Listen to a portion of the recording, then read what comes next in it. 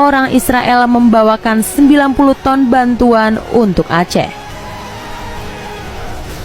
Jumlah bantuan untuk korban tsunami di Aceh memanglah besar. Berbagai negara terlihat ikut mengulurkan tangannya membantu para korban di kota seram di Mekah itu, tidak terkecuali Israel yang datang dengan membawa sumbangan menggunakan pesawat EL Israel Airlines. Meskipun bantuan sempat mengalami penolakan, tapi tetap diantarkan, bahkan langsung oleh Direktur Jenderal Kementerian Luar Negeri Israel Ron Prosor. Negara para orang Yahudi itu memberikan bantuan berupa pakaian, air minum, obat, dan penyaring air dengan total sebanyak 90 ton yang disalurkan lewat Palang Merah Indonesia. 2. Tidak perlu lama, bantuan disalurkan hanya dengan waktu 2 jam. Kejadian unik terjadi ketika Israel menyalurkan bantuannya ke Aceh. Ketika itu mereka hanya mendarat selama 2 jam saja dan langsung bongkar buat. Pemberian waktu singkat tersebut terjadi karena adanya penolakan pesawat EL Israel Airlines melintas pada langit Indonesia. Sebagai negara yang tidak berteman secara diplomatik dengan Indonesia, hal tersebut berdampak pada bagaimana penerimaan Israel. Namun waktu singkat itu bukan halangan bagi si negara Yahudi untuk menyalurkan bantuan. Lewat perundingan cukup intens, akhirnya pesawat tersebut mendarat di Batam dan selang 2 jam pergi ke Singapura. 3. Pencopotan lambang pesawat untuk kemudahan menyalurkan bantuan. Ganjalan izin tentu bukan penghalang untuk Israel tetap menyalurkan bantuan. Bahkan, untuk memuluskan langkahnya dalam mengirim bantuan, pesawat EL Israel Airlines yang berlambang bintang Daud harus rela tidak dipasang logo. Hal itu tentu bertujuan untuk mengurangi kontroversi dan memudahkan mereka memberikan bantuan.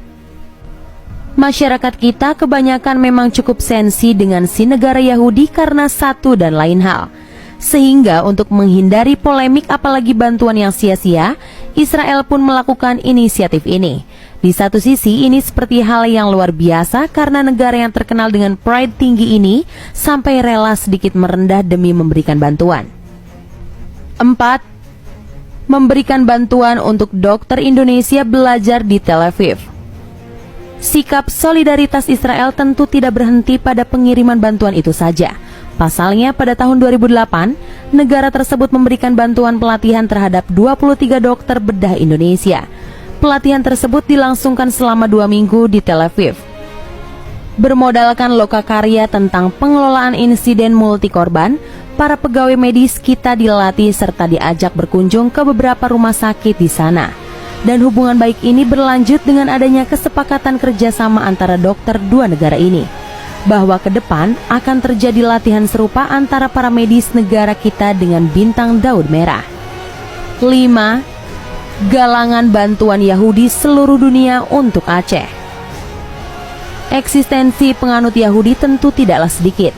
Mereka tersebar di berbagai penjuru negeri. Menurut kabar, hubungan antara orang Yahudi satu dan lainnya begitu kuat meskipun terpisah-pisah, sehingga bukan mustahil jika mereka bisa mengumpulkan dana yang cepat dalam waktu singkat. Dan tahukah kamu, mereka pernah melakukan hal itu kepada Aceh. Dalam laporan Tsunami Accountability Report 2006 yang dibuat USAID dan Interaction, AJWS sudah mengorganisir bantuan untuk Aceh sejak 36 jam setelah daerah itu diterpa tsunami. American Jewish World Service merupakan kumpulan kaum Yahudi di negara Amerika. Donasi itu ditunjukkan ke Aceh karena dinilai sebagai daerah terparah terkena bencana tsunami.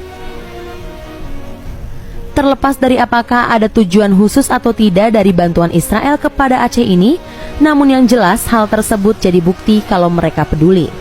Cukup jarang melihat negara satu ini sampai mau bersusah-susah diri demi negara lain. Apalagi kalau berkaca pada saat ini di mana mereka jadi kecaman banyak negara atas klaimnya terhadap Yerusalem.